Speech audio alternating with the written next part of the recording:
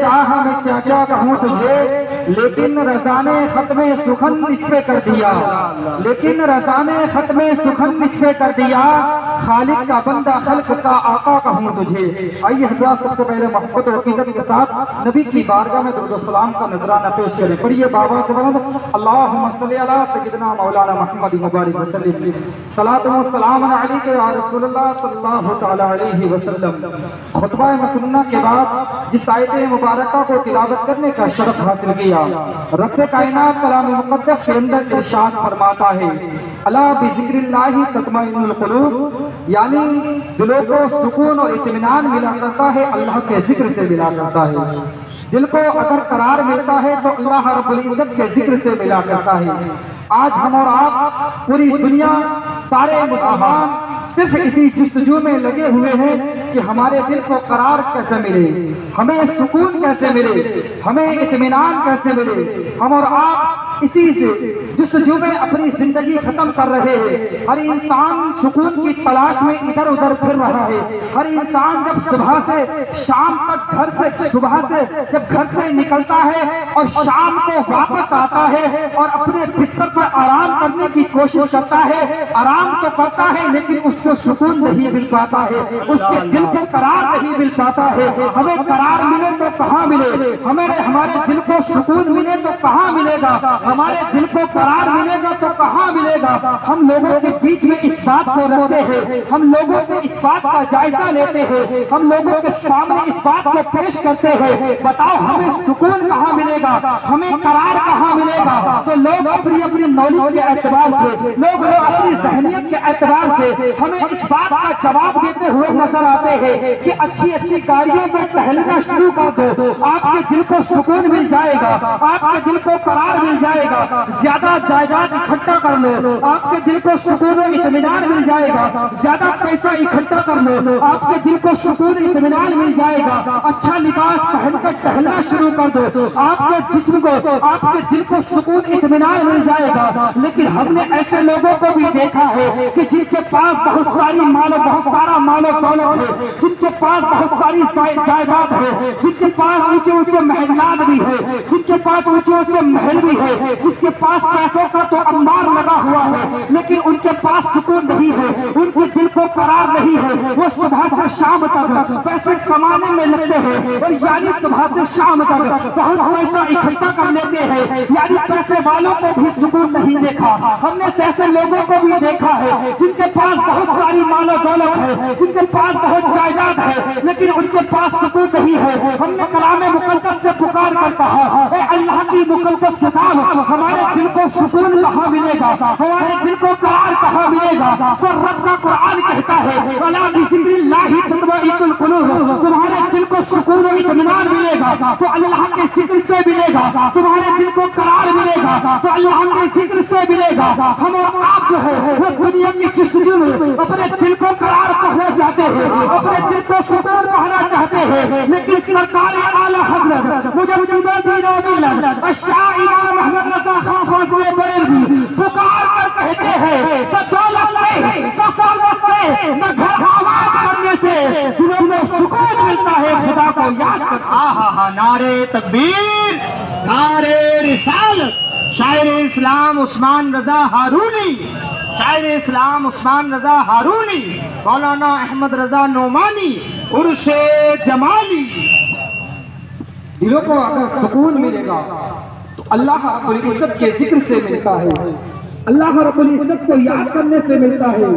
آج ہم اپنے آپ کا جائزہ لیں، آج ہم گناہوں میں کتنے ڈوبے ہوئے ہیں، کتنے گناہ ہم کرتے ہیں۔ کون سا ایسا گناہ نہیں ہے جو آج ہمارے معاشرے کے اندر نہیں ہے، کون سا ایسا گناہ نہیں ہے جو آج ہمارا نوجوان نہیں کر رہا ہے، کون سا ایسا گناہ نہیں ہے جو ہمارے بزرگ آج نہیں کر رہے ہیں۔ آج ہم جھوٹ بھی بولتے ہیں، آج ہم رشوت بھی کھا رہے ہیں، آج ہم زکوٰۃ بھی کھا رہے ہیں، آج ہم نمازوں کی پابندیاں بھی نہیں کر رہے ہیں۔ ہمارے دلوں کو سکون نہیں ہے کیونکہ آج ہم گناہوں میں اس طرح ڈوب چکے ہیں، اس طرح ہم گناہوں میں ڈوب چکے ہیں کہ ہمارے دلوں سے سکون ختم ہو چکا ہے، ہمارے دل سے قرار ختم ہو چکا ہے۔ یاد رکھنا قبر کے اندر نہ دولت کام آئے گی، قبر کے اندر نہ شہرت کام آئے گی، قبر کے اندر نہ عزت کام آئے گی، قبر کے اندر اگر کام آنے والی کوئی چیز ہے وہ ہمارے اور آپ کے نیک اعمال، بے شک بے شک، نیک اعمال ہے۔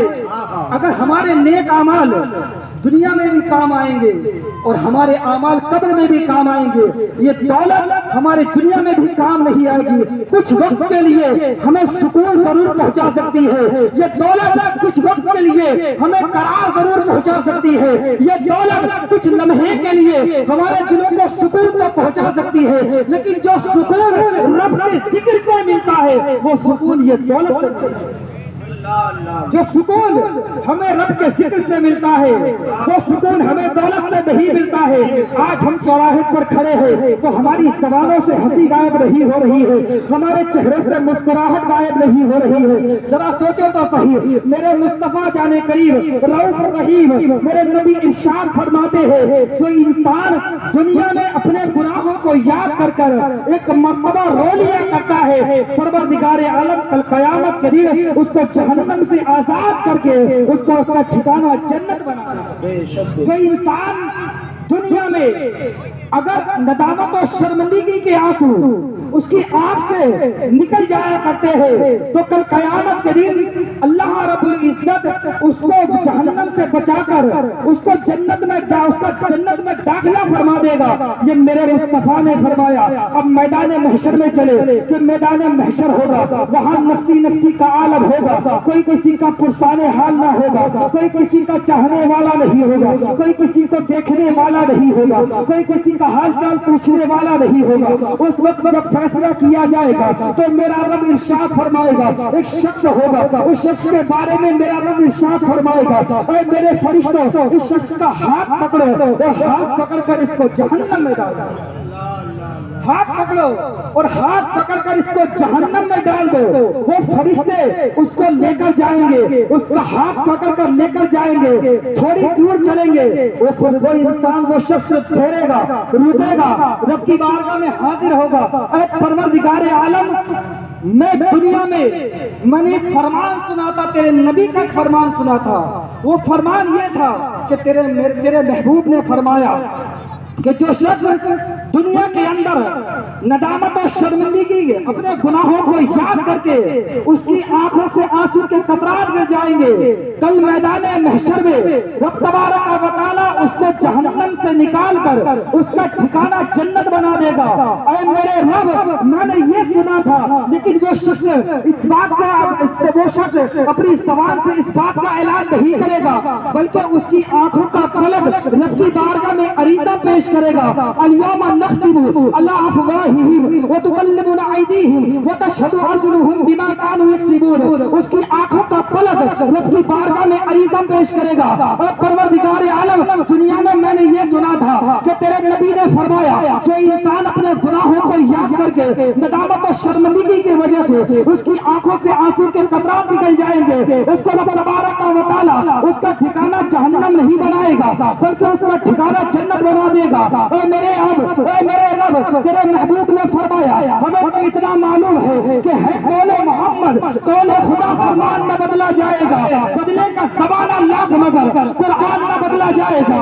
اے پروردگار عالم، تیرے نبی نے یہ ارشاد فرمایا تھا کہ دنیا میں جو انسان ندامت اور شرمندگی کی آنسو بہا لیا کرتا ہے اس کو جہنم میں نہیں ڈالا جائے گا۔ اتنا فرمان، اتنا کہنا تھا، میرا نبی ارشاد فرمائے گا، اے میرے فرشتوں سنو، یہ میرا بندہ سچ کہہ رہا ہے، میرا بندہ صحیح کہہ رہا ہے۔ یہ شخص ایک دن ایسا ہوا تھا کہ اپنے بستر پر آرام کر رہا تھا اور آرام کرتے کرتے اس نے اپنے گناہوں کو یاد کیا تھا، اور گناہوں کو یاد کرنے کی وجہ سے اس کی آنکھوں سے چند قطرات آنسو کے بہ گئے تھے، اور انہی قطروں کی وجہ سے میرا رب فرمائے گا، اے میرے فرشتوں، انہی قطروں کی وجہ سے میں نے اس کے گناہوں کو معاف فرما دیا ہے اور اس کو جنت میں ٹھکانہ بنا دیا ہے۔ اس کا ٹھکانہ جنت میں بنا دیا ہے۔ ہمیں آپ کو بھی چاہیے کہ ہم اپنے گناہوں کو یاد کریں۔ ہم نے نہ جانے کتنے گناہ کیے ہیں، نہ جانے کتنی نمازیں ہم نے چھوڑی ہیں، نہ جانے کتنے غریبوں کے دل ہم نے ستائے ہیں، نہ جانے ہم نے کتنے دل دکھائے ہیں۔ وہ سارے گناہوں کو یاد کرو اور رب کی بارگاہ میں اپنے لیے دعا کرو۔ اگر ہماری آنکھوں سے بھی چند قطرات آنسو کے بہہ گئے تو اللہ رب العزت کے اس محبوب کے فرمان کی وجہ سے ہو سکتا ہے پروردگار عالم ہمارے گناہوں کو بھی معاف فرما دے اور ہمارا ٹھکانہ بھی جنت بنا دے۔ استغفر اللہ ربی من کل ذنب واتوب الیہ وما علینا الا البلاغ۔ السلام علیکم ورحمۃ اللہ وبرکاتہ۔ لیا